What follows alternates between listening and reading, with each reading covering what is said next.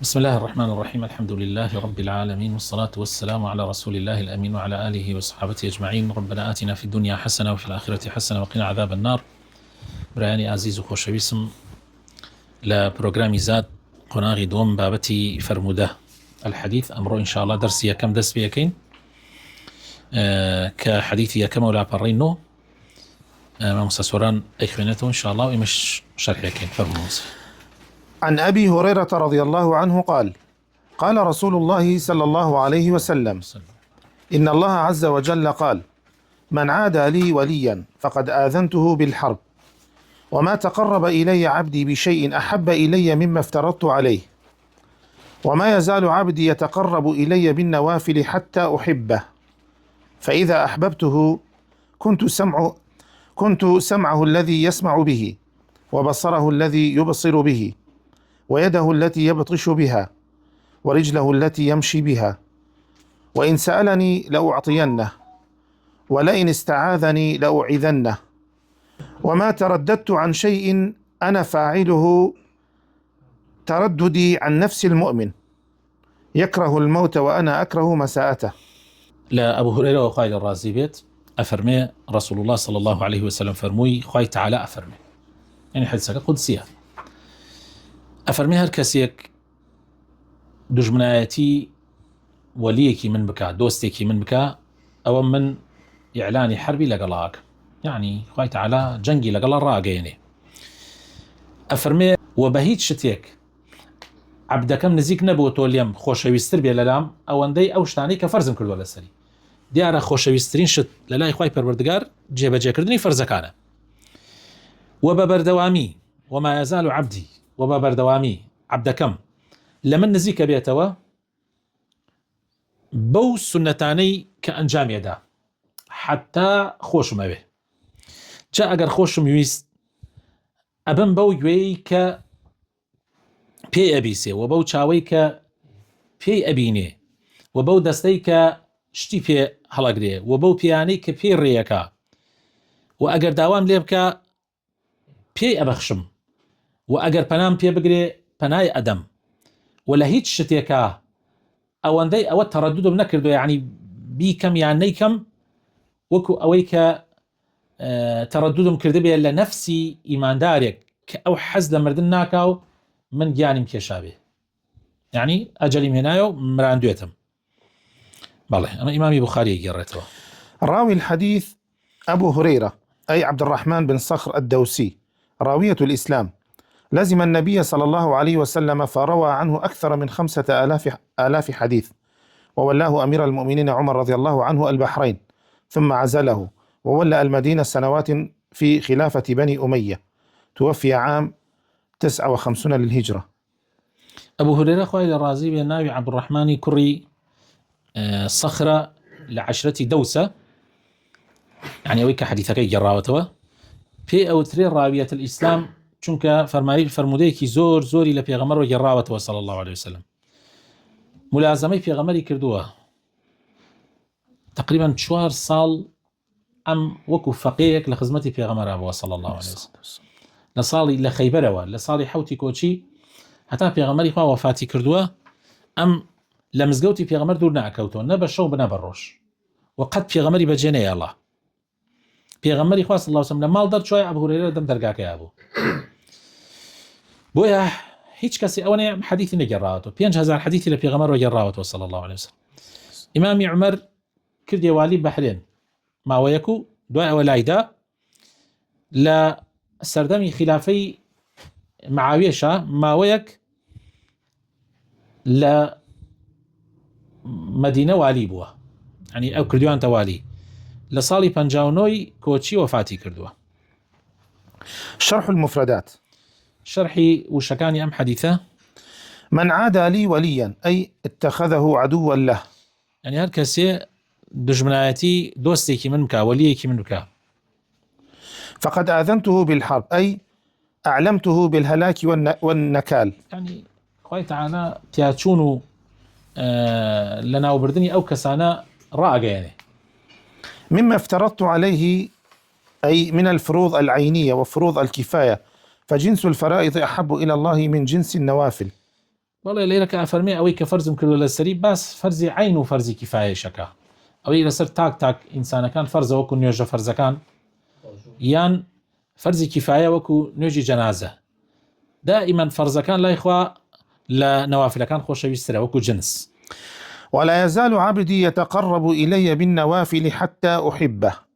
لا يزال هذا من أفعال الاستمرار، أي يستمر يتقرب إلى الله تعالى بالنوافل حتى يحبه الله عز وجل.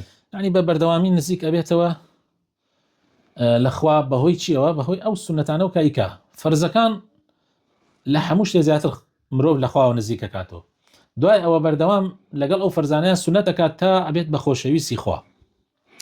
كنت سمعه. معنى هذا الكلام يحتمل وجهين. أولا الأول أن الإنسان إذا كان وليا لله عز وجل حفظ سمعه، فيكون سمعه تابعا لما يرضي الله عز وجل، وكذلك يقال في بصره وفي يده وفي رجله. الثاني أن الله يسدده في سمعه وبصره ويده ورجله، وهذا أقرب. بەڵێ کاتی ئەفەرمێ كنت سمعه الذي يسمع به یان بصره الذي يبصر به تا ئەخیر، ئەڵێ دوو معنە هەڵەگرێ. معنای یەکەم ئەوەیە کە ئینسان ئەگەر وەلی خوا بێ، یعنی دۆستی خوا بێ، خوای تەعالا گوێی ئەپارێزێ، چاوی ئەپارێزێ، دەستی ئەپارێزێ، پێی ئەپارێزێ لەوەی شتێ بکا کە خوا پێی ناخۆش بێ. دووهەم ئەڵێ بە معنایە دێ کە خوای تەعالا ڕاستی ئەخاتە بەرچاوی، ڕاستی ئەهێنێتە گوێیە، ڕێگای ڕاستی، یعنی دەستی ئەو کەسە دەسەوە بۆ حەڵاڵ، ئەو کەسە هەنگاوە نابۆشتی چاک و هەردوو معناکە ئەڵێ طبعاً ئەڵێ معنای ئەخیری نزیکترە لە ڕێینەکەەوە، بەس ئەتوانی بەڵێ هەردوو معناکە گرێتەوە، یعنی چی تایە ئەگەر هەردووی بگرێتەوە، یعنی لە ژیانە ڕاستیە پێکێ. یعنی خوای تەعالا چاویشە پارێزێ لە حرام و چاویشی حەقە بینێ و هەردوو معناکەشە گرێتەوە، بۆچی نەیگرێتەوە؟ استعاذني أي استجار بي مما يخاف. بەڵێ یعنی پەنام پێگرێ لەو شتێک کە ئەترسێ. وما ترددت، قال الشيخ ابن عثيمين رحمه الله: إثبات التردد لله عز وجل على وجه الإطلاق لا يجوز، لأن الله سبحانه وتعالى ذكر التردد في هذه المسألة: ما ترددت في شيء أنا فاعله، الحديث. وليس هذا التردد من أجل الشك في المصلحة ولا من أجل الشك في القدرة على فعل الشيء، بل هو من أجل رحمة هذا العبد المؤمن. تردد ليرة وەکو ابن عثيمين فەرمێ بوجه إطلاق بڵێ تردد صفتێکی خوا، يعني دوودڵی خوا دوودڵ بووە لە شتێکە، ئەفەرمێ ئەمە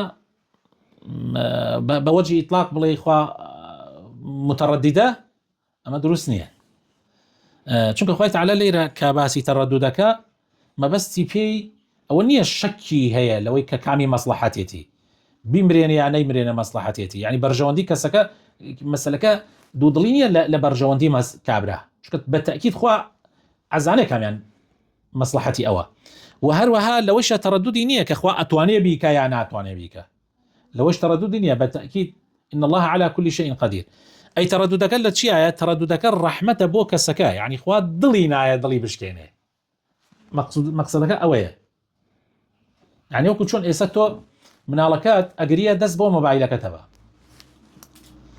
یعنی مناڵێکی بچووکت هەیە 1 ساڵان، دکتۆر ئەڵێ زۆر با مۆبایل بەدەستیەوە نەبێ، ئەو دەستی بۆ ئەوە و تۆ نازانی بیدەیتە دەستیەوە یان نازانی نەیدەیت دەستیەوە، بە تەشبیه نەبێت، طبعا نمونەی بەرزی بەخوای پەروەردگارە، ئەزانی بدەیت دەستیەوە زەرەری لێ ئەکا، نەشی دەیت دەستیەوە بەزەیت پیادێتەوە، ئەکەویتە جۆرێک لە دوودڵی، بە تەشبیه نەبێ.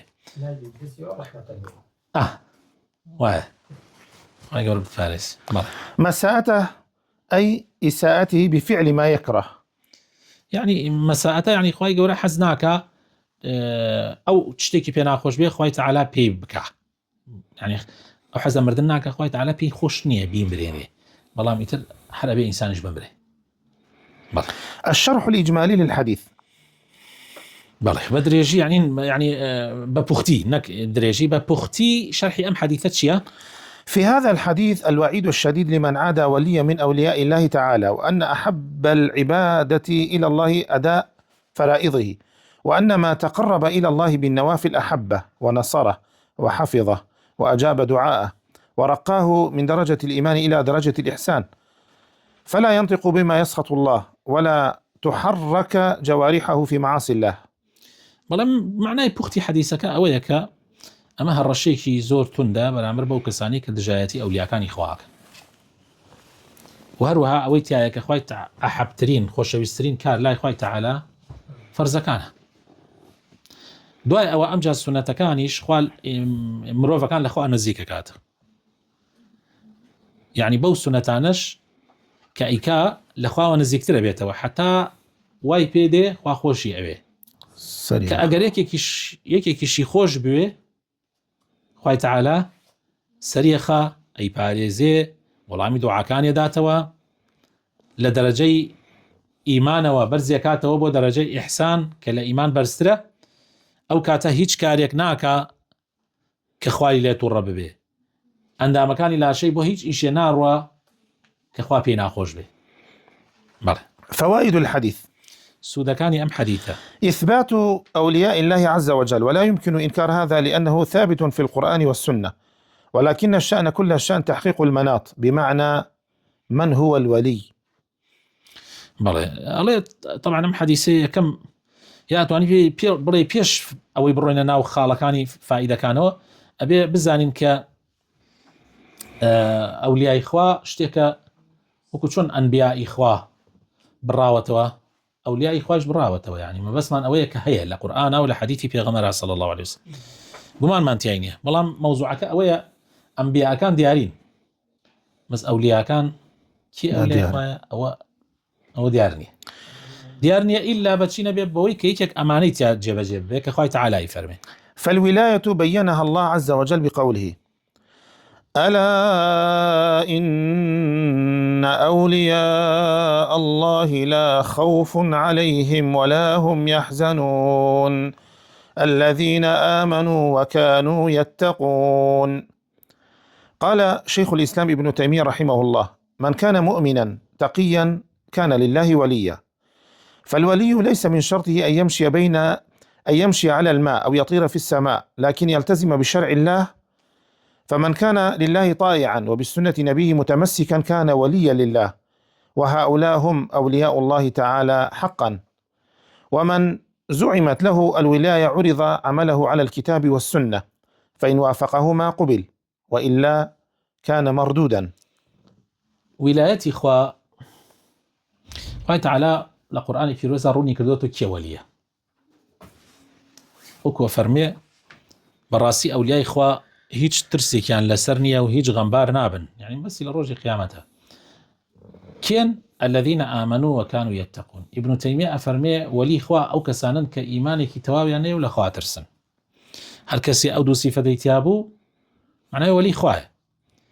کەوابوو وەلی مەرج نییە بەسەر ئاوا ڕێ بکە یا بە ئاسمانە بفڕێ، مەرج نییە ئەوە وەلی بێ، بەڵکو وەلی ئەو کەسەیە کە ئیلتیزام بە شەرعی خواوە ئەکا، گۆڕایەڵی فەرمانەکانی خوا و پێغەمبەرەکەیەتی، شوێنی سونەتەکانی پێغەمبەر کەوتووە صلی الله عليه وسلم، ئەمانە ئەولیای خوان.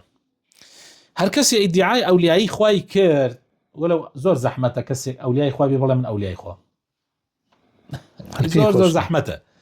بەس ئەگەر کەسێ ناوی دەرکرد بە ئەولیای خوا، دین کردەوەکانی ئەدەین لە ترازوی قورئان و سنت، ئەگەر دەرچوو ئەوە ڕاستەکا و خوای گەورە لێی قبول کە، بەڵام ئەگەر وانە بوو ما بيش فرق عصمان. أولا ولاية الله عز وجل نوعان: عامة وخاصة.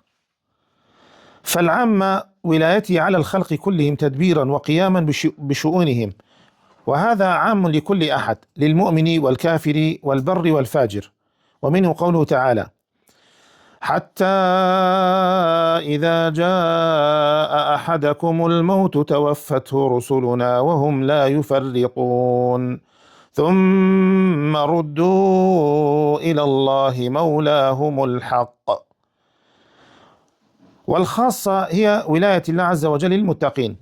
قال الله عز وجل: الله ولي الذين آمنوا يخرجهم من الظلمات إلى النور. وقال الله عز وجل: ألا إن أولياء الله لا خوف عليهم ولا هم يحزنون الذين آمنوا وكانوا يتقون. ویلایەتیش وەکو زۆر شتەکانی تر کە زۆر جار باسمان کردووە خەڵک ئەلەمایەتەیەکەوێ ویلایەت دوو جۆرە عامە و خاصیشەیە. ئێمە زۆر جار باسی ئیراداکەین ئەڵێن ئیرادە وایە باسی قەدەرەکە زۆر مەسائلەکان یعنی خەڵک لەوەیە لێی تێگەچێ ناتوانن یعنی فەهمی بکەن. کاتێدا بەشمان کرد وازەح بێتەوە ویلایەتی عامە و گشتی ئەوەیە خوای تەعالا ویلایەتی هەیە بەسەر هەموو مەخلوقاتەکانیەوە کاروبارەکانیان بەڕێخا ئیش و پێویستیەکانی ژیانیان بۆ جێبەجێەکە. ئەمە بۆ هەموو کەسێکە بۆ کافرە بۆ مسلمانە بۆ هەموو کەسێکە. خوای گەورە فەرمێ حتى إذا جاء أحدهم الموت توفته رسلنا وهم لا يفرطون ثم ردوا إلى الله مولاهم الحق. ئەم جاگەڕێن بۆلای خوای تەعالا کە مەولای حەقی ئەوانە. ویلایی تایبەت خۆشەویستەکانم ئەمە تایبەتە بەوەی کە خوای تەعالا وەلی متەقیەکانە.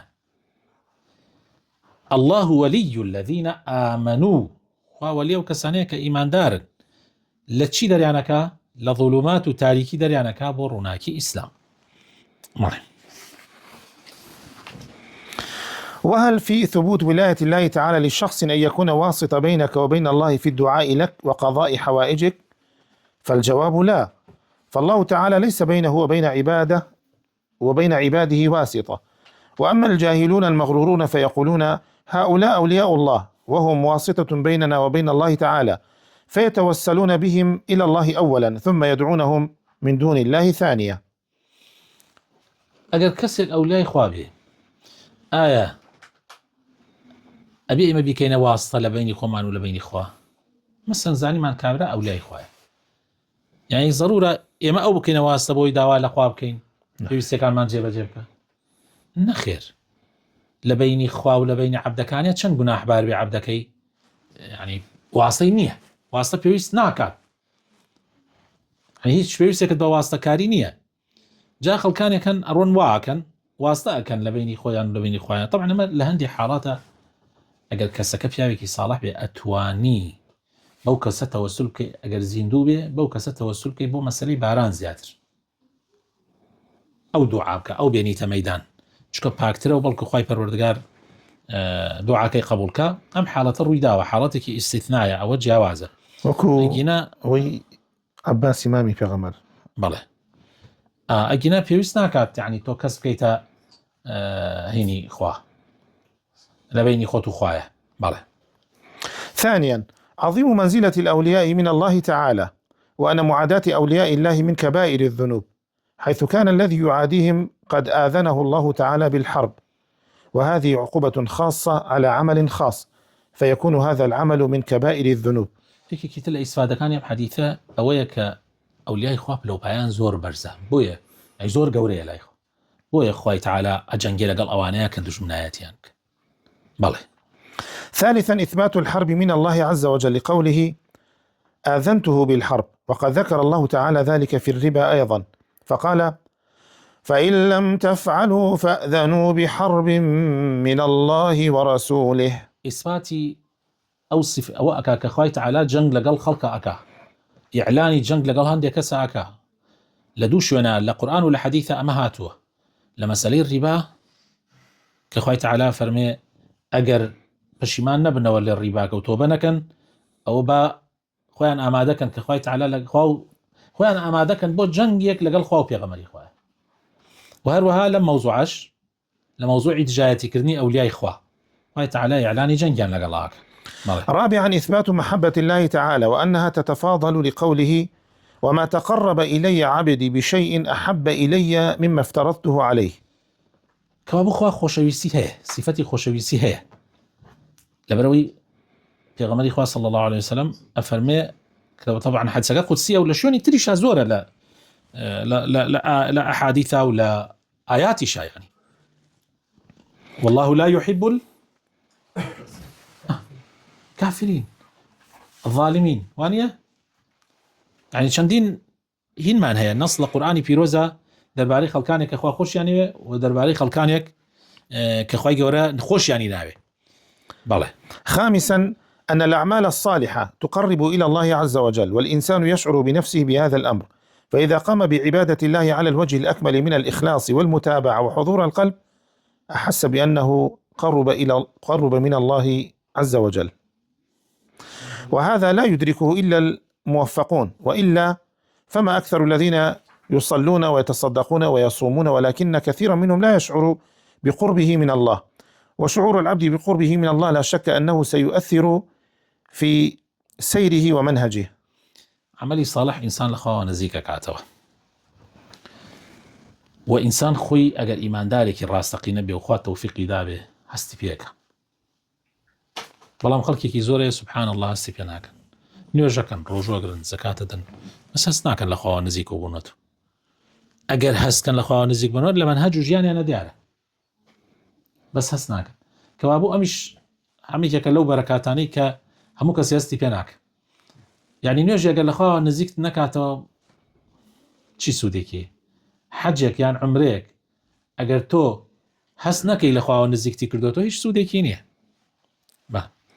سادسا تفاضل الأعمال من حيث الجنس ومن حيث النوع، فمن حيث الجنس الفرائض أحب إلى الله من النوافل، ومن حيث النوع الصلاة أحب إلى الله مما دونها من الفرائض. أعمال كان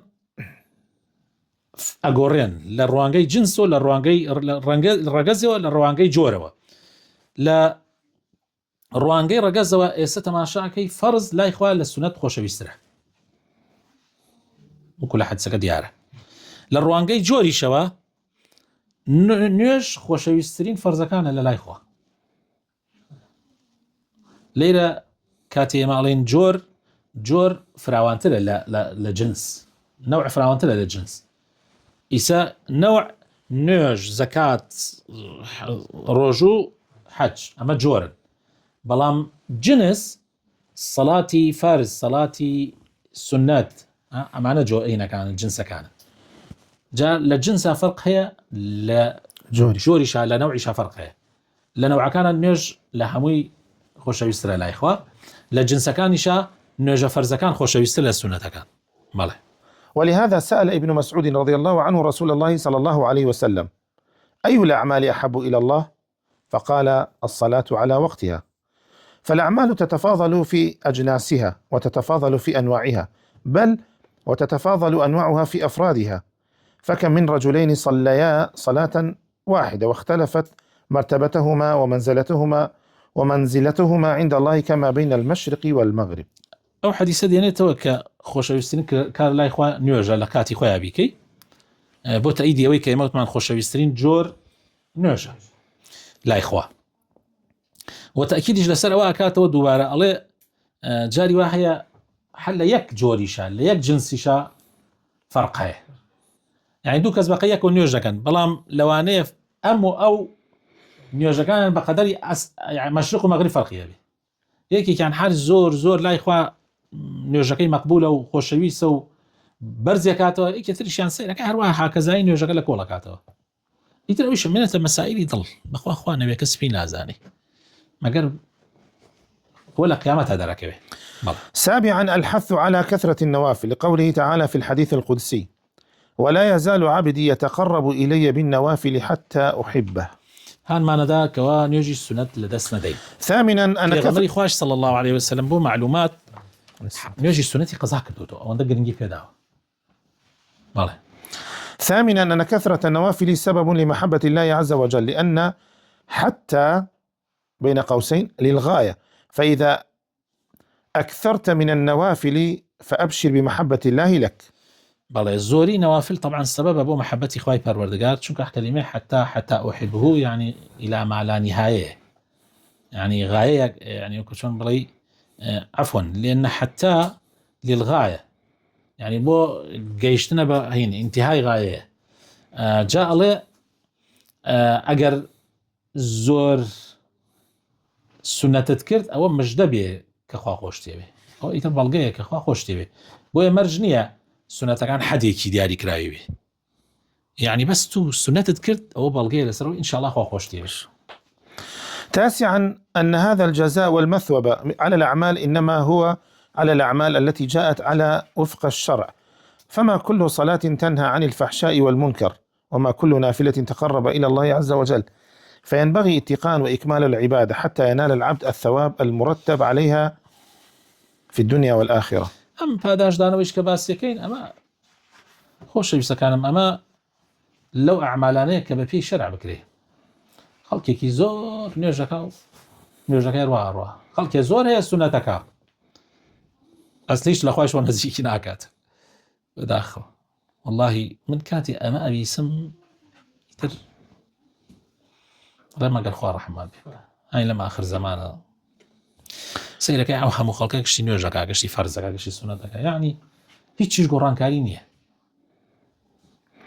عاشرا أن الله تعالى إذا أحب عبدا سدده في سمعه وبصره ويده ورجله، أي في كل حواسه، بحيث لا يسمع إلا ما يرضي الله عز وجل، وإذا سمع انتفع، وكذلك أيضا لا يطلق بصره إلا فيما يرضي الله، وإذا أبصر انتفع، كذلك يده لا يبطش بيده إلا فيما يرضي الله، وإذا بطش فيما يرضي الله انتفع، وكذلك يقال في الرجل.